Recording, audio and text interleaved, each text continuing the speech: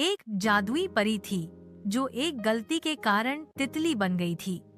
एक दिन दो कौवे उसे देखकर उसे खाने के लिए झगड़ने लगे। एक कौवे तितली को पकड़कर पेड़ पर ले गया और उसे कष्ट पहुंचाने लगा। इसी बीच वहां एक व्यक्ति था जिसने ये सब देखा और उसने कौवे को भगा दिया। तितली नीचे गिर पड़ी। व्यक्ति ने तितली को उठाया, लेकिन जैसे ही उसने उसे उठाया, तितली फिर से एक परी में बदल गई। वह परी बहुत खूबसूरत और चमकदार थी। उस व्यक्ति ने हैरानी से पूछा, ये सब कैसे हुआ? परी ने मुस्कुराते हुए कहा, मैं एक गलती की वजह से तितली बन गई थी, पर अब सब ठीक है। परी ने आगे कहा, तुम बताओ, तुम्हें क्या चाहिए? उस व्यक्ति ने सोचा और कहा, मुझे कुछ नहीं चाहिए, बस मैं खुश रहना चाहता हूँ और दूसरों की मदद करना चाहता हूँ। ये सुनकर परी बहुत खुश हुई और उसने कहा, तुम्हारी सच्चाई देखकर मैं बहुत प्रभावित हुई। मैं तुम्हें आशीर्वाद देती हूँ। और फिर वो परी वापस अपने लोक चली गई और वह व्यक्ति खुशी खुशी रहने लगा।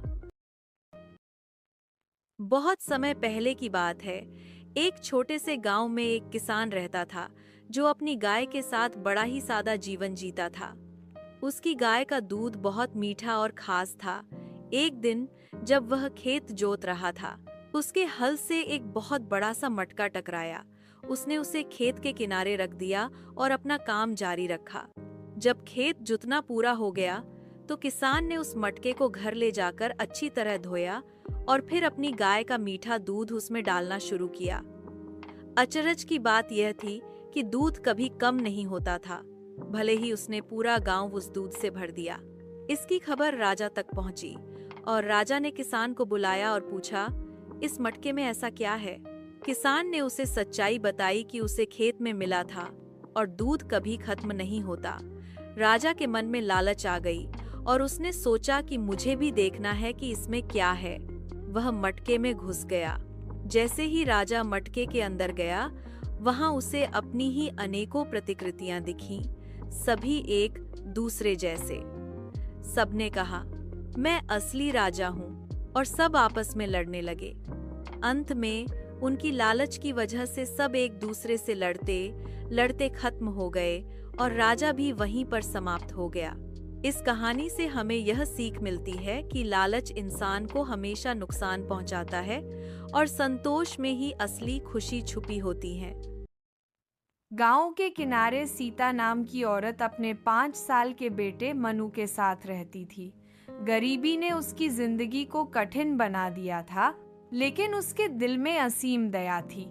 वह जानवरों से इतना प्यार करती कि लोग उसे जानवरों की माँ कहते थे। वह जंगल जाकर भूखे हिरनों को दाना खिलाती, घायल पक्षियों की मरहम पट्टी करती और बचे खुचे भोजन से आवारा कुत्तों का पेट भरती। मनु अपनी माँ को देखता और हैरान होता। माँ खुद भूखी रहती हैं, मगर जानवरों को खाना खिलाना कभी नहीं भूलती। वह काली दोपहर, एक दिन सीता लकड़ी लेने जंगल गई। मनु घर पर सो रहा था। उसी जंगल में कुछ शिकारी छिपे थे।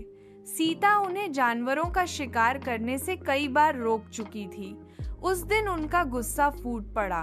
बहुत बोलती है ये औरत, एक शिकारी गुर्राया। आज इसका अंत करते हैं। दूसरा बोला। उन्होंने सीता पर हमला किया। सीता ने भागने की कोशिश की, मगर चारों ओर से घिरी हुई थी।